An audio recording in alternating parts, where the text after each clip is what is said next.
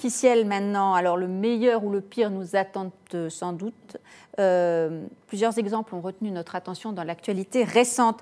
Celui d'abord de cet article publié ce matin dans le Figaro qui explique qu'avec l'intelligence artificielle, le dépistage des cancers et notamment des cancers du poumon à un stade très précoce va faire des progrès phénoménaux, notamment grâce à l'analyse de l'imagerie médicale faite par l'intelligence artificielle qui est beaucoup plus fine qu'un œil humain. Et puis, à contrario, cette tribune dans l'Express de Laurent Alexandre, qui est à la fois énarque, chirurgien et entrepreneur, et qui dit que l'on soit pilote d'avion, médecin, ingénieur, juge ou manager, il faudra désormais un permis spécial pour ne pas suivre les décisions des intelligences artificielles. Ce sera le privilège des gens capables de prouver qu'ils leur sont complémentaires. Ce sera donc un luxe réservé à une toute petite élite. Valérie Torre-Nagnon, vous vous placez de quel côté? Plutôt de l'émerveillement ou de la peur? Je crois qu'on est exactement obligé d'être les deux. On est obligé d'être émerveillé et on a un devoir de vigilance et d'extrême précaution et prudence par rapport à tous les excès, mais j'allais dire de tous les progrès qui sont survenus dans l'histoire de l'humanité. Mais peut-être particulièrement de manière stupéfiante au sens premier avec l'intelligence artificielle, parce que qui peut ne pas s'émerveiller de cette...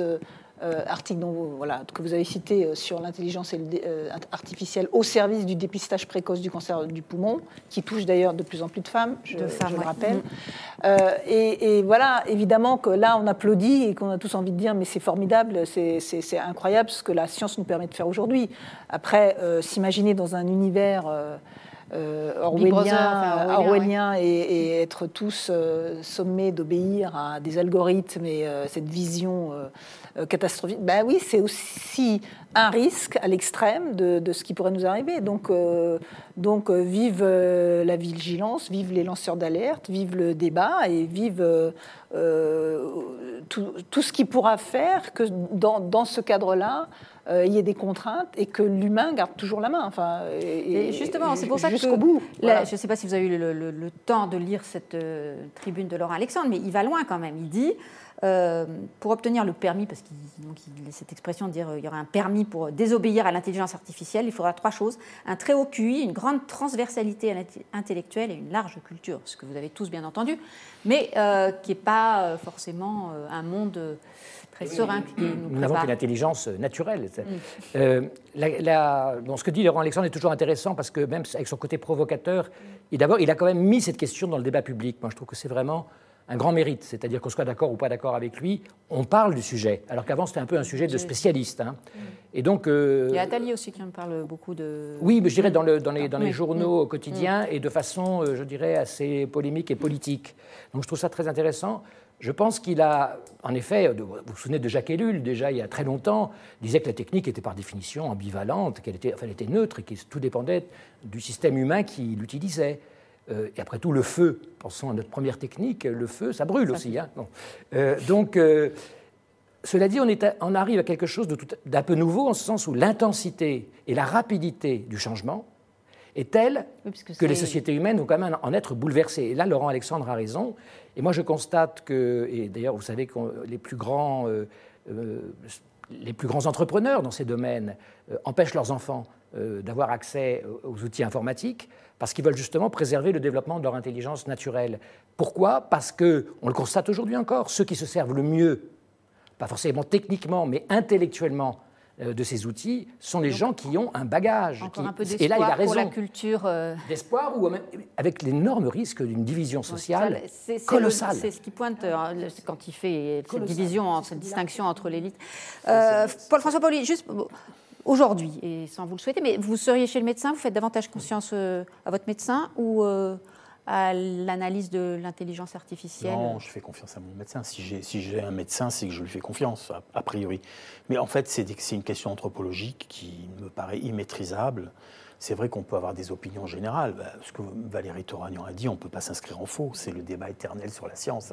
C'est le débat sur le docteur Mais qui s'accélère comme le souligne Christophe. C'est depuis toujours. Je crois que Léonard de Vinci avait créé un des premiers robots, un automate. René Descartes aussi. Donc de toute façon, c'est des débats qui sont anciens. Laurent Alexandre, c'est un spécialiste du QI. Ce qu'il dit, ça veut dire que ça exclut beaucoup de monde, parce qu'il a une vision extrêmement élitiste du QI. ne chiffrent pas, mais c'est si 99,99% seront exclus. Il y a des choses sur le QI qui sont absolument incroyables, hallucinantes. Vous savez qu'il y a des tests, des études comparatives sur le niveau moyen du QI des Européens, des Français, des Japonais, des gens d'Asie du Sud-Est. Il y a eu un grand dossier du Monde là-dessus qu'ils ont censuré d'ailleurs, parce qu'ils ont, dans le Monde, ils ont beaucoup aimé comparer, signaler le fait que le QI moyen des Français entre 1980, il y a 20 ans, il était autour de 100, de 103, il serait autour de 100 aujourd'hui. Donc il y a une baisse du QI moyen des Européens de l'Ouest. Alors que les Japonais ont un très fort QI, les Israéliens ont un très fort QI, etc. Le Monde a censuré, c'est-à-dire qu'ils ont publié qu'une partie de l'étude qui a été faite par des grands scientifiques du Nord et d'Islande, et ils ont gardé la partie comparative entre Européens et Asiatiques, mais ils ont enlevé tout ce qui concernait l'Afrique et le Maghreb, dont les QI étaient désastreux. Donc c'est intéressant, parce qu'en fait, derrière tous ces débats, il y a aussi des questions idéologiques qui peuvent avoir des implications idéologiques, etc. Parce que cette science extrêmement sophistiquée, qui va y avoir accès? On sait très bien que les pays dits en voie de développement n'auront pas accès à ces sciences, a priori. Nos internautes, et puis je vous donne la parole, Marie, nos internautes, on leur pose la question, la même qu'à vous, êtes-vous émerveillés ou effrayés par les possibilités ouvertes par l'intelligence artificielle? Eh bien, vous êtes une majorité, quand même, 60% d'entre vous à être effrayés. Patrick nous dit, si pour pouvoir détecter un début de cancer en imagerie, je suis émerveillée. Si c'est pour qu'un jour des drones survolent tout en envoient des PV automatiques ou tirent un jour sur des gens, je suis effrayée. Babino, oui, l'intelligence artificielle suscite de l'émerveillement, mais il y aura forcément des dérives, je pense à la surveillance, espionnage. Et Nicole complète, attention également aux voitures autonomes, bonjour les dégâts. C'est un objet de fantasme. C'est manifestement. Alors, dans les fantasmes, mais là, ça n'en est pas un. Je lisais aussi. Le fantasme qui se transforme en réalité, c'est-à-dire qu'aujourd'hui, on a quand même cette anecdote d'actualité qui est beaucoup moins intelligente que ce que dit Laurent Alexandre, mais qui est assez révélatrice de ce qui est en train de se passer. C'est le fameux mixeur Lidl, concurrent de Thermomix, dans lequel on a retrouvé un petit micro de manière non justifiée, non expliquée, pour faire de l'intelligence artificielle, pour voir ce qui se passait chez les gens. C'est bassement terre à terre, mais c'est aussi ce que dit Laurent Alexandre, c'est qui va être capable à l'avenir de maîtriser l'intelligence artificielle, de savoir l'analyser, la détecter. Enfin voilà, très peu de monde et là de manière très peu de monde, donc ça exclut beaucoup. Ça exclut beaucoup de monde. Et alors voilà, dernier point sur le côté Big Brother. Vous allez être passionné, je vous l'assure. C'est en Chine, les assureurs, les compagnies de financement font de l'intelligence artificielle, mais sans vous le dire, en analysant votre visage, Christophe, la reconnaissance faciale, ils voient si vous mentez, par exemple, sur quand vous cherchez à faire un emprunt, sur les éventuelles mauvaises habitudes que vous pouvez avoir. Quand je mens, moi, j'ai le nez qui s'allonge. Donc nous avons Pinocchio. Oui. Voilà, donc moi, je suis vraiment traditionnaliste, vous voyez. Mais justement, j'allais parler de la Chine. La Chine, ce qu'on a évoqué dans l'avenir, est déjà là. La reconnaissance faciale, les bons et les mauvais citoyens, la notation sociale. Et là, on est déjà dans Orwell, dont je rappelle, parce qu'on ne le rappelle jamais, parce qu'on parle beaucoup d'Orwell à propos de Trump, par exemple, les fake news. Je rappelle qu'il s'agissait, dans Orwell, d'un régime totalitaire socialiste. Ça s'appelait Eng Sok. Bon. Donc, la Chine, là, vraiment, on est dans l'analogie complète, on est dans le prolongement complet de ce qu'avait annoncé Orwell, et on est déjà à la phase de réalisation. Il faut en avoir conscience. Oui, parce qu'eux, ils n'ont pas nos inhibitions judéo-chrétiennes. Ni notre droit. Ils n'ont pas eu 2000 ans de... C'est nous, nos problèmes de... Ça relève de la métaphysique pour nous, les questions morales et éthiques que nous nous posons. Et oui, et donc toujours, le visage contient une mine d'informations, nous dit cet article très intéressant du Wall Street Journal, sur la santé d'une personne. À partir d'un visage, on peut savoir, par exemple, si lorsqu'elle dit qu'elle est non fumeuse, ce n'est pas la vérité. Je vous laisse... Ah oui, un dernier point, parce que quand même, Édouard Philippe, il en a parlé de l'intelligence artificielle. On écoute la fin de son discours de politique générale. Il faut, comme le président nous y a invités, tracer une perspective collective de long terme pour notre pays, donner de la visibilité à chacun sur les objectifs de la nation à l'horizon au moins 2025, bâtir un pacte productif, rattraper notre retard en robotique, comme nous sommes en train de rattraper notre retard en numérique, devenir le principal hub de l'intelligence artificielle en Europe. C'est quoi le principal hub de l'intelligence artificielle en Europe, Marie? Non, mais vous savez, on est assez bon pour tous les clouds. Du côté de Saclay, il y a des hubs. Il a raison. Hein. Ça veut dire quoi? C'est un croisement. Les concentrations. On l'utilise souvent pour les aéroports en disant que c'est un. Voilà. Donc on a effectivement, on est assez attractif. À la fois sur le numérique, sur le cloud. Il n'y a pas de... Mais ça, il faut le faire, évidemment. Il a raison. Tous les pays du monde se battent pour être des hubs. Il ne faut pas se laisser distancer éternellement il faut être dans la compétition, par les Chinois. Bien sûr.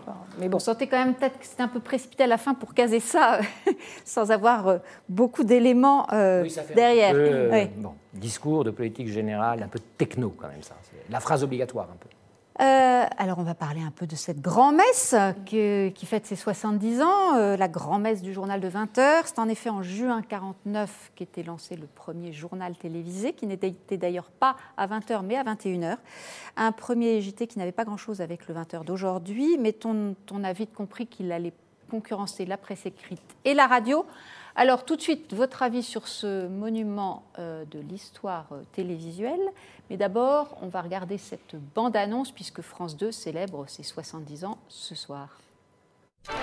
Mesdames, Mesdemoiselles, Messieurs, bonsoir. Drôle, émouvant, historique, découvrons ensemble vos meilleurs moments de JT. Mesdames, Messieurs, bonsoir. C'est l'émission exceptionnelle des 70 ans du journal télévisé. Rendez-vous ce soir à 21h sur France 2. Donc on a vu quelques-uns des présentateurs emblématiques de la chaîne, dont Daniel Bilalian, qui vient régulièrement à Point de Vue. Christophe De Vogue, ou qui autour de cette table d'ailleurs regarde régulièrement le 20h?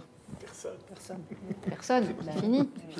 C'est fini. Et pourtant, ça reste un moment important dans une chaîne. Et je voyais évidemment aussi les chiffres et l'audience. C'est important pour le prime time. Une bonne audience du 20h, c'est bon pour ce qui suit en prime time. Marie? Bah oui, moi, pour répondre à votre question, je n'ai jamais regardé le journal de 20h. Alors, non, mais c'est terrible. C'est terrible. Pas tant que ça. Mais je pensais effectivement que c'était générationnel. Mais jusqu'à ce que... c'est marrant, je vous raconte encore une anecdote. J'ai rencontré un entrepreneur il n'y a pas très longtemps. On a publié son portrait dans le Figaro, Nicolas Princène, il y a quelques jours.